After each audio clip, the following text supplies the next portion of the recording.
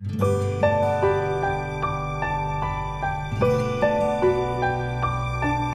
dengan tauhid itu kita jadi orang merdeka. Yang kita sampaikan adalah kebenaran. Dari yang kasus kemarin itu, kita bisa melihat bahwa memang umat Islam ini banyak yang tidak mengerti ajarannya sendiri. Untuk kasus yang sederhana, misalnya Syekh Panji Gumilang bilang bahwa Idul Fitri itu adalah kembali makan-makan. Padahal ya artinya itu kembali makan gitu. Kalau ada orang mengkaji bahwa Idul Fitri itu kembali pada fitrah, itu bisa saya katakan itu otak-adik gatuk tapi matuk gitu. Arti aslinya Idul Fitri itu ya seperti kita doa ketika mau buka puasa itu. Allahumma laka sumtu wa bika amantu wa ala rizkika aftortu. Aftortu artinya apa? Iftar artinya buka, makan artinya. Berarti iftar jamaah itu ya buka puasa bersama. Ya makan lagi itu. Artinya makan artinya. Jadi kalau Idul Fitri itu ya tadinya kita puasa, kemudian Id itu berasal dari kata ada. Ada itu artinya kemudian diserap ke dalam bahasa Indonesia. Ini tadi kan serapan-serapan aja itu. Diserap ke dalam bahasa Indonesia menjadi adat. Adat itu kebiasaan. Kenapa menjadi kebiasaan? Karena diulang-ulang. Karena diulang-ulang maka menjadi kebiasaan. Kebiasaan itu namanya adat. Nah, karena kembali makan tadi itu, ya tadinya puasa, maka kemudian kembali makan, maka disebut sebagai Idul Fitri. Kemudian buktinya lagi, bapak-bapak dan ibu-ibu nanti bisa langsung cek, nih saya salah atau benar. Namanya senior kan boleh itu, nanti langsung memprotes kan, ini yang diomongkan junior ini salah atau benar gitu. Bisa langsung dicek di Google, silahkan diketik, nanti kan muncul semua. Gak ada itu zakatul fitrati itu gak ada. Yang ada itu zakatul fitri. Tapi kita justru menyebut zakat fitrah. Padahal nggak ada itu zakat fitrah itu nggak ada. Kalau di dalam kajian fikih itu zakatul fitri. Maka sholatnya sholat Idul Fitri, kemudian zakatnya zakatul fitri. Kenapa? Karena yang kaya adalah Profesor Suradi, tetapi ada banyak orang yang miskin yang pada saat orang kembali makan, orang-orang miskin itu nggak bisa makan. Maka zakatnya itu khusus. Zakat yang harus diberikan pada sebelum matahari terbenam. Karena Idul Fitrinya hari itu kan mulai, kalau kita Islam itu kan mulai matahari tenggelam. Bukan pukul 00 itu bukan. Tapi matahari tenggelam itu berarti kita sudah Idul Fitri. Kembali makan. Saat Idul Fitri itu jangan sampai ada orang yang tidak makan. Maka zakatnya disebut zakatul fitri, sama dengan tadi itu aftar tuh tadi itu nggak ada sebutan zakatul fitrah, tetapi kita justru menyebut itu zakat fitrah dan biasa-biasa saja. Maka yang diperlukan itu adalah pelurusan.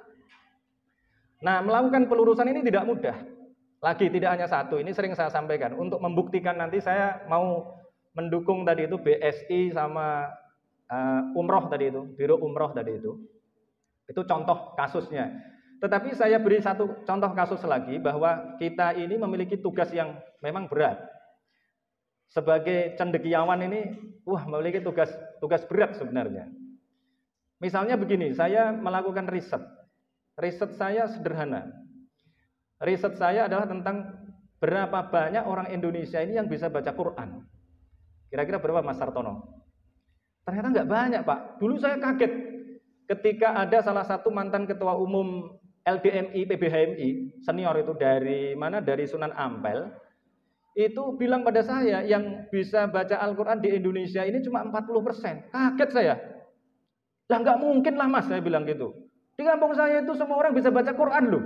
Nah itu di kampung ente ini kan Indonesia, dia bilang gitu. Kemudian saya teliti. Betul Pak, ternyata benar dia.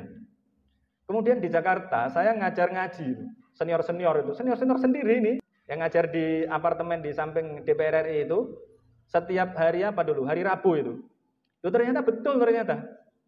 Dan ternyata baca Fatihah itu rata-rata salahnya 8 kali. Loh kaget saya gitu. Misalnya ihdinas siratal mustaqim itu rata-rata, terutama kalau dari Indonesia bagian selatan, dapilnya Mas siapa tadi? Pemilik travel umroh tadi Itu ihdinas siratal mustaqim bacanya. Saya betulkan. Itu 3 kali pertemuan baru bisa ihdinas siratal mustaqim. Tapi pada pertemuan keempat balik lagi ihdinas siratal mustaqim. Karena kalau katanya teori psikologinya, kalau membenahi orang yang sudah berusia dewasa itu butuh waktu sesuai dengan umurnya katanya. Kecuali ada treatment yang sangat revolusioner. Itu saya alami betul. Wah, ternyata nggak gampang itu. Nah, kemudian saya riset lagi, Pak. Saya dulu menemukan ada sesuatu yang aneh. Santri-santri saya di Monash Institute ini banyak paradigma yang aneh menurut saya. Gitu. Kemudian saya cek satu persatu. Misalnya paradigma apa ini yang dialami oleh Bapak dan Ibu setiap hari ya. Misalnya gini, ada definisi. Ini yang tadi saya sebut sebagai paradigma yang mestinya kita kuasai dengan baik, tetapi ternyata salah persepsi gitu. Konsepsinya itu salah. Dan ini untuk hal-hal yang dasar. Misalnya apa? Takbiratul ihram. Takbiratul ihram apa, Pak? Takbiratul ihram itu apa? Apa ada yang pernah itu mendapatkan definisi itu yang kalau senior-senior yang disiplin ilmunya di Undip kan nggak tahu ya. Tetapi ternyata saya kaget itu ketika saya mengecek itu ke alumni-alumni pesantren. Ternyata definisinya, ini mohon maaf saya katakan ekstrim ini, bukan bermaksud apa-apa, 100% salah. 100% Pak. Karena bisa dicek tuh di Google. Sekarang di Google boleh. Takbiratul ihram itu diartikan begini, takbir yang mengharamkan sesuatu yang sebelumnya dianggap halal. Betul ya? Pernah dengar nggak gitu? Takbir yang mengharamkan, karena takbiratul ihram tadi ada kaitannya dengan haji, ada ihram haji itu ya mirip itu nanti. Takbiratul ihram itu diartikan dengan takbir yang mengharamkan segala sesuatu yang sebelumnya halal gitu. Kemudian saya tanya, contohnya apa? Makan, minum, bicara, ngentut misalnya gitu. Kemudian saya tanya, ini saya kemudian guyonan, kamu kalau habis Idul Adha itu, ya itu kan biasanya dapat daging. Dagingnya dapat berapa biasanya? Ya 3-7 on. Nah, ternyata siang-siang sholat. Kemudian ada selilitnya. Selilitnya itu 1 on gitu. Kalau ada selilit itu, kamu makan itu dosa apa enggak? Mulai mikir. Maksudnya gimana? Loh, haram itu definisinya apa? Haram itu definisinya adalah kalau dikerjakan dosa, kalau ditinggalkan dapat pahala. Sekarang pertanyaan saya, kalau kamu makan selilitmu itu dosa apa enggak? Ya enggak, tapi batal. Loh, pertanyaan saya bukan itu, pertanyaannya batal atau dosa gitu. Batal, tapi dosa apa enggak? Enggak, loh berarti bukan haram dong. Logikanya kan gitu, ya kan? Artinya apa? Ada arti haram yang lain, bukan itu. Berarti arti haramnya itu bukan arti haram dalam arti haram kalau dikerjakan dosa itu bukan. Haram di situ artinya sama dengan Masjidil Haram yang kalau kita umrah ke sana itu. Masjidil Haram itu artinya adalah masjid yang suci. Nah gitu, masjid yang suci, maka ada Masjidil Haram. Kalau di Palestina itu ada Baitul Maqdis. Kalau itu berasal dari kata haram artinya suci. Kalau yang di Palestina itu berasal dari kata kudus, kodasa. Maka ada roh kudus. Artinya roh yang suci atau Holy Spirit. Jadi begitu. Jadi nyambung semua. Sebenarnya konsep-konsep Islam ini luar biasa itu. Sangat konvergen dan itu mengagumkan sekali. Itu kalau bukan dari Allah itu pasti kocar-kacir itu konsepnya itu. Tapi ini luar biasa. Ada Baitul Haram, ada tanah haram, maka ada Haramain. Haramain itu Makkah dan Madinah. Nah ini ada takbiratul ihram. Berarti takbiratul ihram adalah takbir sebagai penanda kita menyucikan, atau kalau bahasa kita itu kan haroma. Makanya kita mesti ngerti go going when gone di dalam bahasa Arab. Nah, tasrif namanya. Haruma yahrumu hurmatan. Jadi hormat kemudian diserap ke dalam bahasa Indonesia menjadi hormat. Tadi itu yang saya hormati Pak Profesor misalnya. Itu berarti yang saya muliakan artinya di situ. Jadi kepada bendera merah putih hormat, kepada pembina upacara hormat. Itu berarti ya kepada pembina upacara muliakan gitu, harus dimuliakan. Nah, kita ini kalau sholat berarti kita melakukan ritual seperti upacara berarti kan, melakukan upacara untuk menghormati, memuliakan, menyucikan Allah Subhanahu wa taala. Maka kalau mau sholat harus ngapain dulu, Pak? Bersuci dulu, karena kita mau menyucikan Allah. Gimana mau menyucikan Allah kalau kita nggak suci? Dan kemudian karena kita ini menyucikan Allah, maka bacaan-bacaan kita adalah bacaan-bacaan penyucian. Penyucian itu bahasa Arabnya adalah penyucian. Kalau tadi kan bersuci. Apa, Pak? Tazkiyah oke bisa, tetapi bahasa itu nggak digunakan. Yang digunakan di dalam sholat adalah tasbih. Ya kan?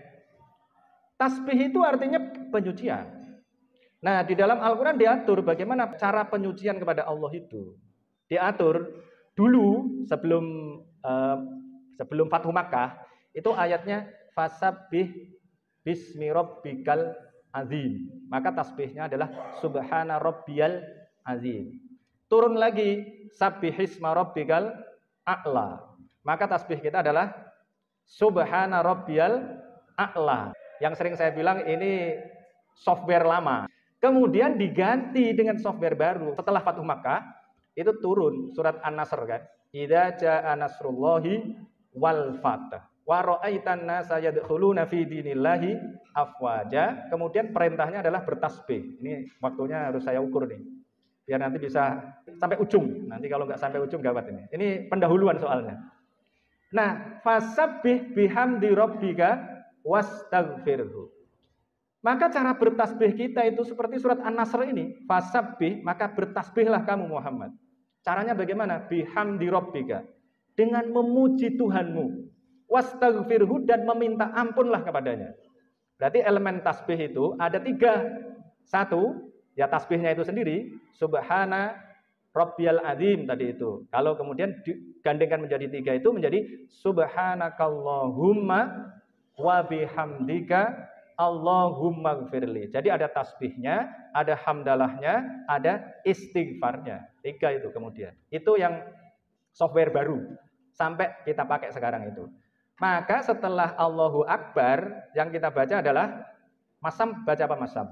Setelah Allahu Akbar baca apa? Takbiratul ihram itu. Apa? Kabiro, NU berarti.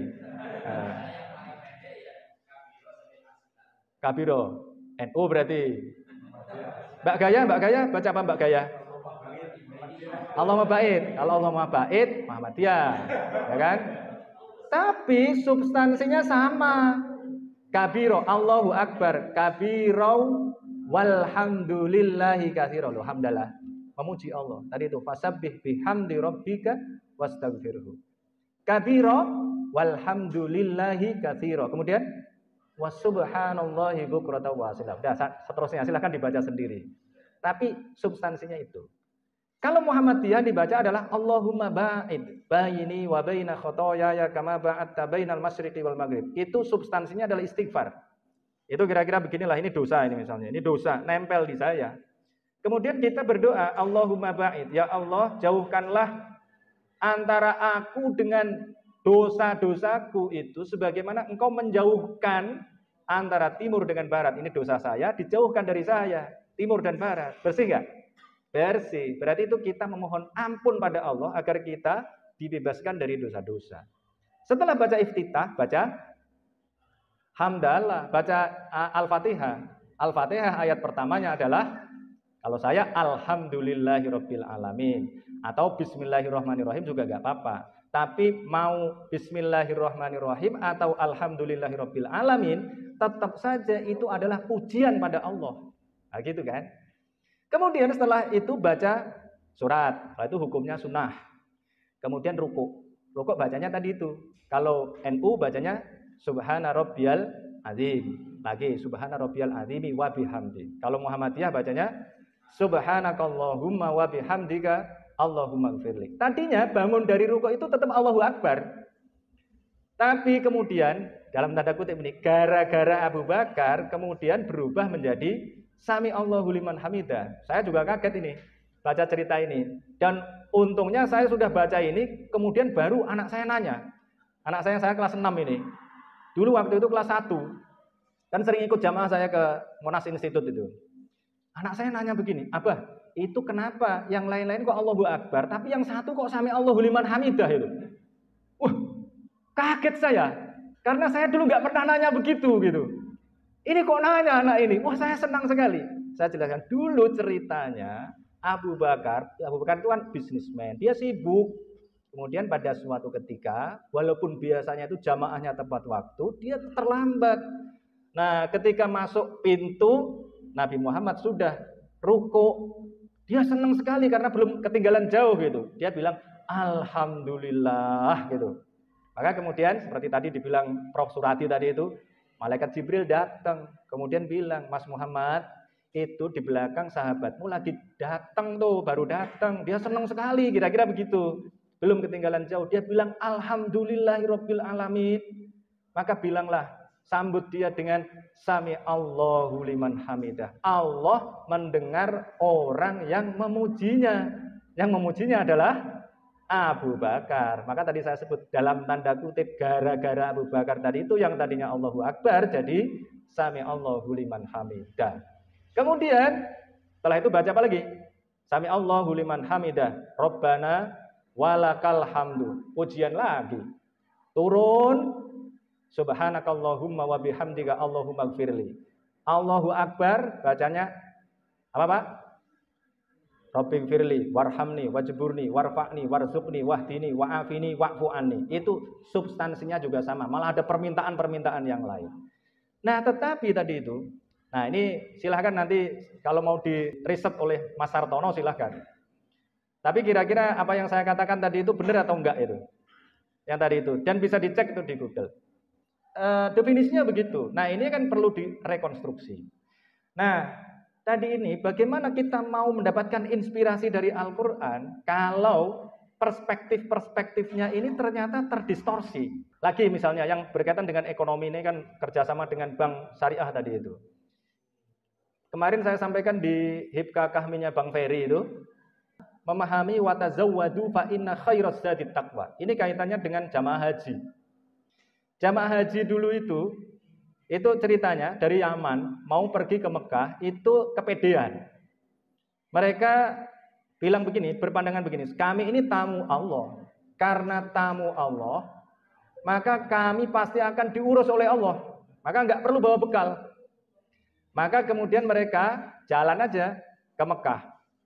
Ternyata di jalan mereka kehausan, kelaparan, dan akhirnya harus minta-minta kepada orang yang di pinggir-pinggir jalan. Itu kemudian ditegur oleh Allah. Ditegur Allah dengan tadi watazawwadu fa inna khairaz zadit taqwa. Kalau kalian mau haji itu bawa bekal. Karena sebaik-baik bekal adalah takwa. Nah, sekarang diartikan bahwa takwa adalah sebaik-baik bekal. Padahal mestinya sebaik-baik bekalnya apa, Pak? Pak Bos Umroh. Sebaik-baik bekalnya apa, Pak? Sebaik-baik bekalnya ya duit kalau sekarang. Ya dari dulu ya. Kalau punya uang, maka kita akan terhindar dari perbuatan meminta-minta. Perbuatan meminta-minta itu menciderai ketakwaan. Kalau kita punya uang, kita akan menjadi orang bertakwa karena nggak meminta-minta gitu. Itu artinya begitu. Tapi kemudian sekarang diartikan takwa adalah sebaik-baik bekal. Seolah-olah itu benar. Dan kemudian seolah-olah dijadikan sebagai alat legitimasi bahwa orang Islam itu miskin nggak apa-apa, yang penting takwa gitu. Padahal justru ayat ini menyuruh kita kaya agar bisa haji itu. Nah, terus ayat takwa, takwa kan penting. Iya, tapi ayatnya bukan itu. Ayatnya adalah ya ayyuhan nasu taqu rabbakum. Banyak sekali ayat tentang takwa itu. Selain itu, kalau ayat yang lain itu tentang takwa. Kalau ayat yang ini adalah perintah kepada kita untuk kaya, untuk punya uang. Nah, kalau sudah punya uang tadi itu bisa haji dengan tenang. Kalau haji sekarang paling tenang bawa apa, Bu? Bu Ida. Kalau umrah paling tenang bawa apa? Bawa plastik kan? Bawa plastik kan? Coba bawa soto itu. Kan susah bawanya kan? Tapi kalau bawa plastik itu tenang. Tinggal gesek aja ya kan? Kalau gitu. Itu watazawwadu namanya. Lagi Pak, misalnya, apalagi ini? Biar kita bisa mentransformasikan ini, ajaran-ajaran Al-Quran. Di dalam Al-Quran ada ayat, tidaklah kami mengutus seorang rasul kecuali dia itu pasti makan makanan dan dia jalan di pasar. Tetapi Rasulullah mengatakan gimana? Sebaik-baik tempat adalah masjid dan seburuk-buruk tempat adalah pasar. Ayo, ada nggak yang berani mengatakan jangan pergi ke pasar? Nah ini Pak JK punya problem memahami hadis ini. Kemarin saya waktu di rumah Pak JK, sebenarnya saya diundang. Sebenarnya saya mau menyampaikan ini, cuma saya udah terlanjur aja janji yang lain. Karena Pak JK tanya cara memahami hadis ini gimana gitu. Ini yang menurut dia menyebabkan umat Islam ini jadi miskin. Karena fokusnya cuma masjid aja, tetapi pasarnya nggak diurus. Padahal konteksnya pada saat itu, Rasulullah ini kan semua pakai konteks kan. Konteksnya adalah Rasulullah pada saat itu bersabda, pada saat pasar, jadi pasar itu dulu adalah tempat untuk satu. Mereka itu kalau habis dagang, itu perginya ke pasar. Kemudian menunjukkan hasilnya, kemudian mereka berjudi, kemudian mereka pokoknya menunjukkan hasil-hasilnya tadi itu, berbangga-bangga dengan hartanya. Nah, kemudian diganti oleh Rasulullah. Jumat itu di masjid. Tapi kemudian dipahami bahwa pasar ini seburuk-buruk tempat selamanya, nggak ada konteksnya gitu. Nah, padahal Rasulullah ketika hijrah ke Madinah juga yang pertama kali dibangun adalah masjid, kemudian Nabi membangun pasar. Nah, ini dia masalahnya gitu. Ini yang menyebabkan kita ini sulit melakukan transformasi itu. Dan akhirnya kita kalah. Apalagi ya, contohnya sebenarnya banyak, cuma nanti agak sensitif juga misalnya. Misalnya bunga bank ya. Bunga bank itu kan pembahasan sudah sejak dulu sebenarnya. Nah, ini kan kasusnya juga beda. Kasusnya jauh sekali perbedaannya. Kebalik. Kalau dulu itu yang ngutangi itu misalnya siapa? Elit-elit Mekah itu, orang yang kaya-kaya ngutangi orang-orang miskin. Ya kira-kira Pak Surati, orang kaya raya, ngutangi junior HMI. Kemudian Pak Surati minta, kamu kalau mau LK1 saya utangi, tapi balikin 2 kali lipat. Gitu. Itu yang disebut dengan riba. Riba itu, kata roba yarbu itu sudah digunakan sebelumnya. Sama dengan kata kafir sudah digunakan sebelumnya. Kata kafir digunakan sebelumnya artinya petani. Kafir itu artinya petani. Sebelum Islam datang, kafaro itu artinya adalah bertani. Kafir itu orang yang pekerjaannya petani. Kenapa? Karena petani itu kerjaannya itu menanam biji, dilubangi tanahnya, kemudian bijinya dimasukkan, kemudian ditutup. Menutup itu to cover. Bahasa Arabnya kafaro. Kafir artinya orang yang menutupi. Menutupi apa? Menutupi kebenaran. Di antaranya adalah informasi bahwa akan ada Rasul terakhir namanya Muhammad. Maka ahlul kitab itu disebut sebagai orang kafir. Nah, seperti itu juga bank itu tadinya juga begitu. Yang ngutangi adalah elit-elit kaya, yang diutangi adalah orang-orang yang susah-susah, kemudian minta imbalan, minta riba dari itu. Riba itu artinya, makanya nih Pak, coba kenapa namanya kok bunga? Bunga itu apa? Jangan sampai nggak tahu Pak, orang bank. Saya kan bikin sekolah tinggi ekonomi dan perbankan Islam sama Pak Fatwa. Kenapa kok disebut dengan bunga ya? Gitu. Oh, bunga itu artinya kembang. Robayarbu itu artinya berkembang, ya kan Pak? Nah, berkembang tadi itu kemudian jadi kembang itu tadi itu. Maka kemudian diartikan bunga, berbunga. Nah, selisihnya itulah yang disebut dengan roba yarbu riban. Riban itu artinya kembang, berkembang. Karena tadinya ngutangi cuma 10.000, minta kembali 15.000. Tapi yang ngutangi adalah orang kaya, yang diutangi adalah orang miskin. Nah, sekarang kan kebalik. Tadi itu DP 10 juta, ya kan? 10 juta duitnya masuk kemana Pak? Ke bank kan? Terus yang pakai siapa sekarang? Kalau duitnya tadi itu 10 juta, 10 juta, 10 juta, yang mau umroh adalah tetangga-tetangga saya yang di kampung, yang mau haji adalah orang-orang yang di kampung saya, berarti yang ngutangi siapa Pak? Yang ngutangi adalah orang miskin, yang utang adalah orang kaya. Saya kalau utang BPD misalnya, nggak akan dikasih kalau tidak punya jaminan. Nah kalau tetangga-tetangga saya nggak punya sawah, nggak dikasih, tidak bankable. Nah, kebalik sekarang. Kalau dulu yang ngutangi adalah orang kaya kepada orang miskin, sekarang orang miskin ngutangi orang kaya. Loh, jauh sekali. Loh betul Pak. Saya waktu itu sama Mas Aris Mufti, Presiden MES, Masyarakat Ekonomi Syariah, itu kan kerjasamanya dengan Bank Niaga. Datang ke Niaga Tower. Saya kan selalu mengajarkan bahwa kita ini harus berpikir ideologis, berwawasan politis maksudnya politik ekonomi juga, bertindak taktis strategis, dan tetap melakukan yang teknis. Kalau ajaran pada santri begitu. Ya. Bagaimana itu? Akhirnya prakteknya, kalian saya harapkan ngutang sebanyak-banyaknya. Saya bilang gitu. Santri saya harus berani mengutang, harus berani ngutang sebanyak-banyaknya. Harta saya akan saya jadikan sebagai jaminan, ya minimal separuhnya lah. Ya. Separuh Pak saya jadikan sebagai jaminan, agar mereka ngutang di BPD Jateng. BPD Syariah. Gitu. Betul tuh. Kenapa? Kalau nggak gitu ya mereka miskin terus. Anak-anak HMI itu kalau nggak kita gituin kan miskin terus. Gitu. Modal nggak punya, seniornya nggak mau ngutangi kan? Gimana caranya? Ya caranya begitu. Akhirnya beli kambing, beli sapi, gitu. Bikin itu yang nanti mau saya bikin dengan Pak Umar itu ya caranya begitu. Ya utang ke BPD Syariah itu. Nah kira-kira begitu. Apalagi sudah ada embel-embel syariah, tenanglah kita gitu kan. Nah ini transformasi ini kan tema ini luas banget ya. Tapi itu tadi contohnya.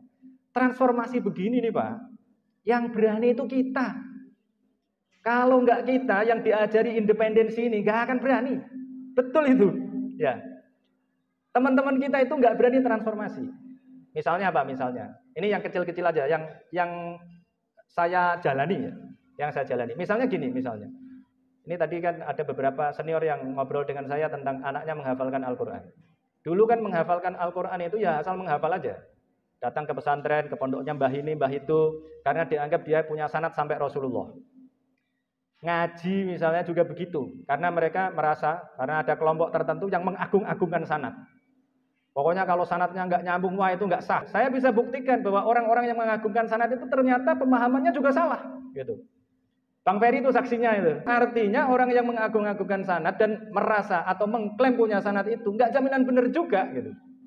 Nah padahal sekarang dunia sudah berubah. Misalnya saya dulu ngaji, baca kitab Gundul itu, dulu kan kiai saya baca, kemudian saya mendengarkan, pakai loudspeaker gede itu, mendengarkan, nyatet gitu kan.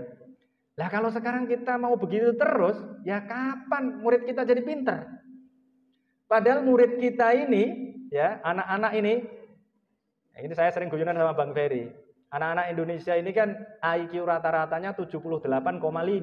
Itu berarti kan ada yang pinter itu di puncak piramida, tapi yang nggak pinter itu banyak sekali. Berarti ada orang yang kalau diajari itu sekali bisa, tapi jumlahnya sangat sedikit. Tapi yang lain harus 2 kali, 3 kali, 4 kali, 5 kali, 6 kali, bahkan 10 kali. Gimana caranya kalau yang baca cuma Pak Kiai satu tok ngumpulin 1000 orang, kemudian yang santri yang tadi disuruh pinter? Gak mungkin bisa. Gimana caranya?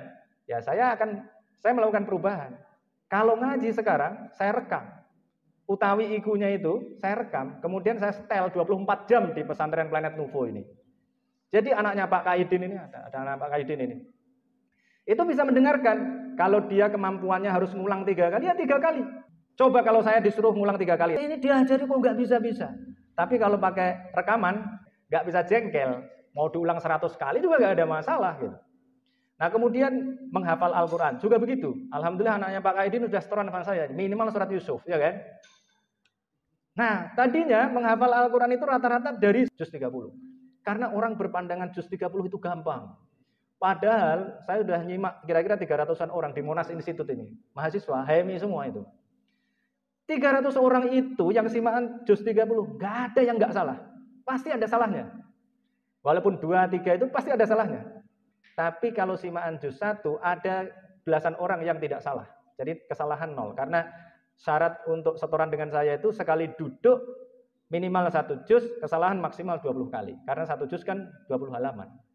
Kemarin saya juga nyimak anaknya Pak Kohar nih kemarin. Nah, itu ternyata simaan juz 1 ternyata ada yang tidak salah, belasan orang. Nah, dari situ kemudian saya ambil kesimpulan. Berarti menghafalkan juz 30 dengan juz 1 itu mudah mana, Pak? Mudah juz 1 gitu. Tapi memahami juz 1 itu enggak mudah gitu. Kenapa? Saya memahami innalladzina kafaru sawa'un 'alaihim a'anzartahum am lam tunzirhum la yu'minun aja, itu setelah lulus dokter baru paham saya. Sebelumnya saya bingung. Sesungguhnya orang kafir sama saja kamu beri peringatan maupun enggak kamu beri peringatan, sama saja mereka enggak beriman. Loh, berarti harus dikasih peringatan apa enggak? Wong sama saja kok, gimana?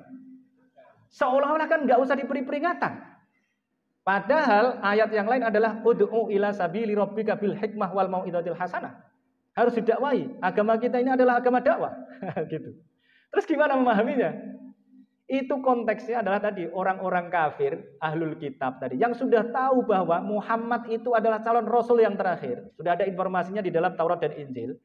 Tetapi mereka punya vested interest karena mereka itu punya kepentingan bahwa orang yang jadi nabi terakhir itu harus dari golongan mereka. Misalnya kalau Ijmi ya, nah nabi presiden itu dari Ijmi lah kira-kira begitu. Ya. Kalau tidak dari Ijmi nggak mau gitu.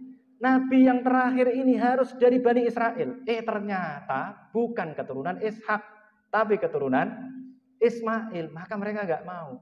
Maka informasi itu kemudian ditutupi. Maka disebut orang kafir. Karena sebenarnya mereka sudah beriman.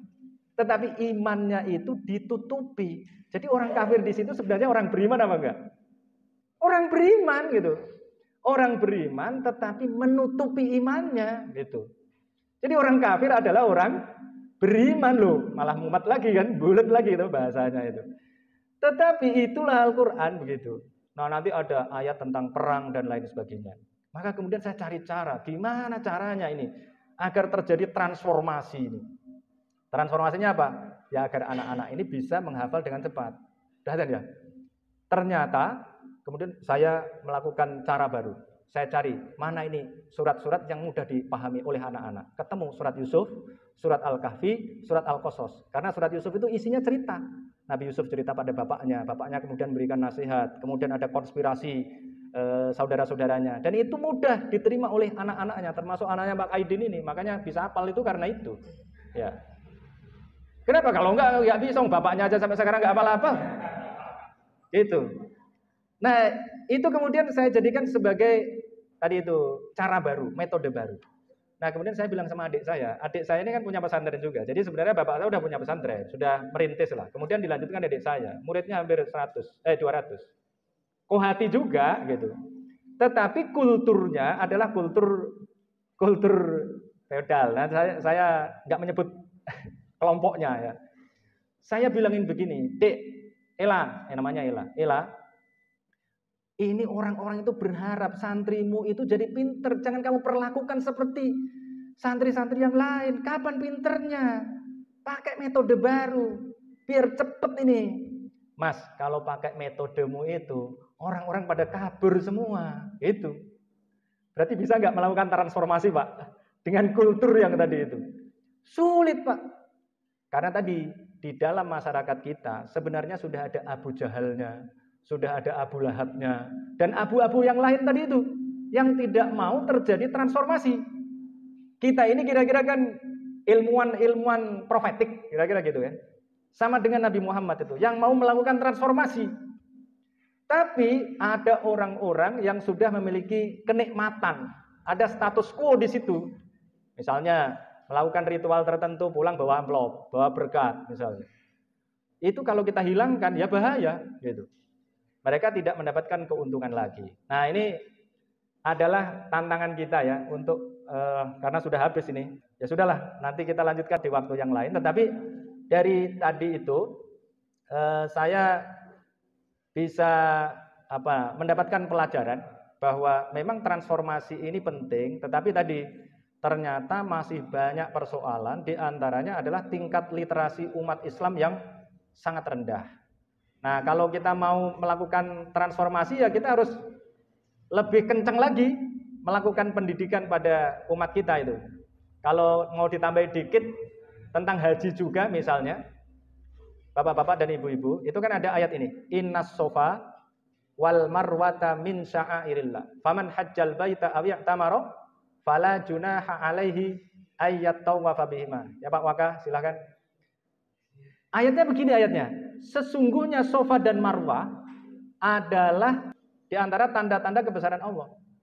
Nah, ini yang yang agak rancu ini kalau kita pahami sekarang. Barang siapa berhaji atau umroh, maka tidak dosa kalau bersa'i antara Safa dan Marwah. Gimana itu teksnya kok? Sesungguhnya Safa dan Marwah adalah di antara tanda-tanda kebesaran Allah. Barang siapa yang haji atau umroh, maka dia tidak dosa. Kalau tidak dosa itu berarti lebih baik ditinggalkan atau dilakukan, Pak? Lebih baik diapakan, Pak? Kalau kamu mau pulang nggak dosa.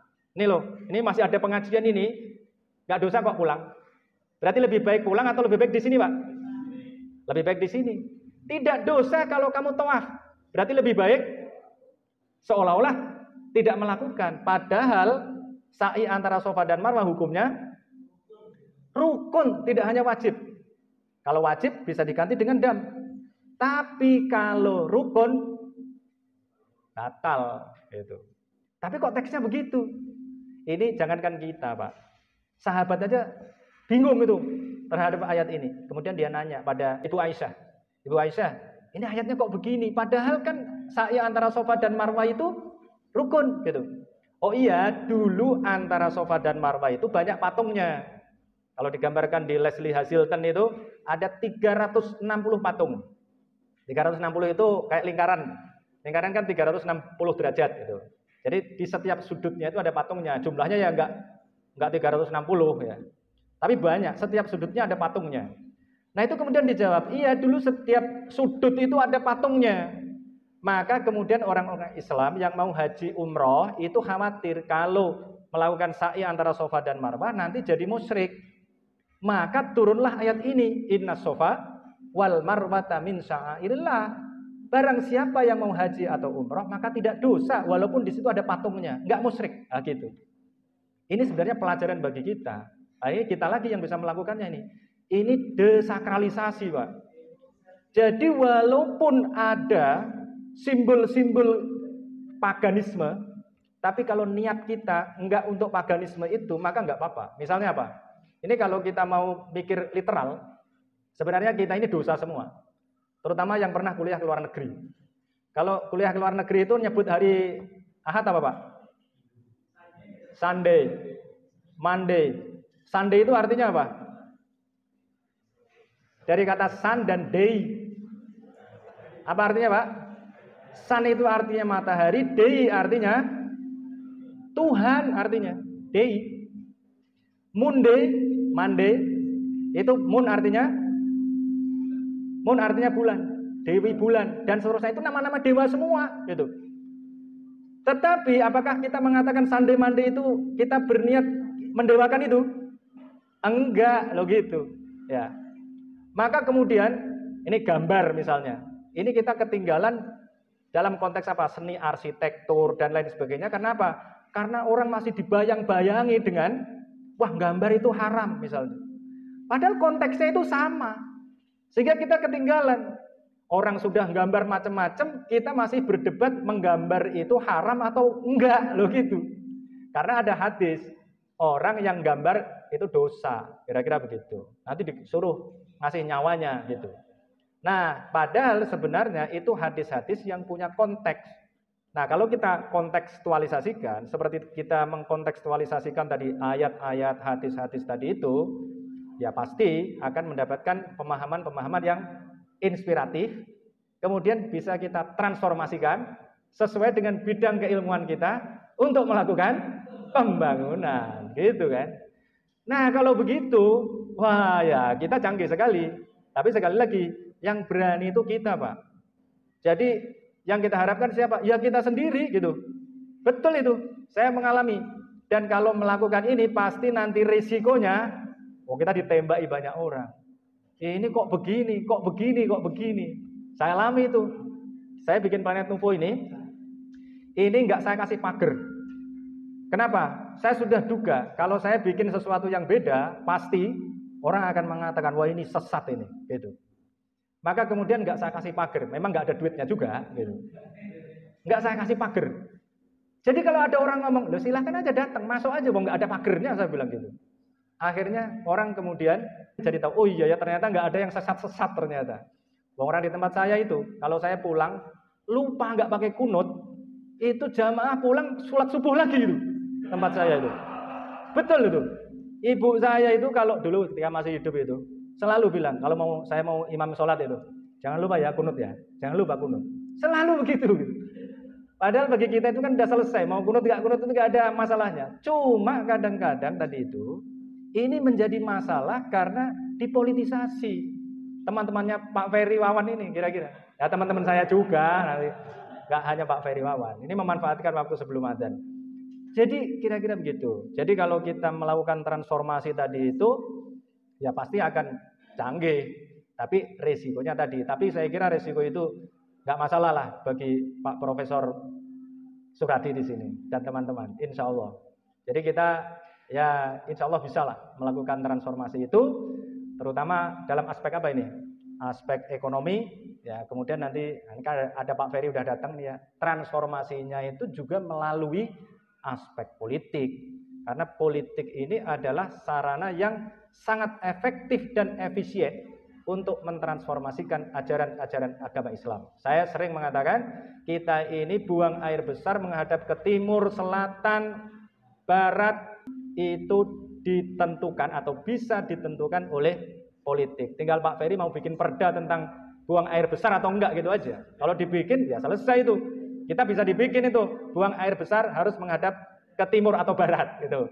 Atau bikin karena ini santri HMI dibikin buang air besar rumah kantor itu harus punya toilet yang toiletnya itu menghadap ke utara atau selatan. Kalau enggak dibongkar begitu. Itu kalau politik.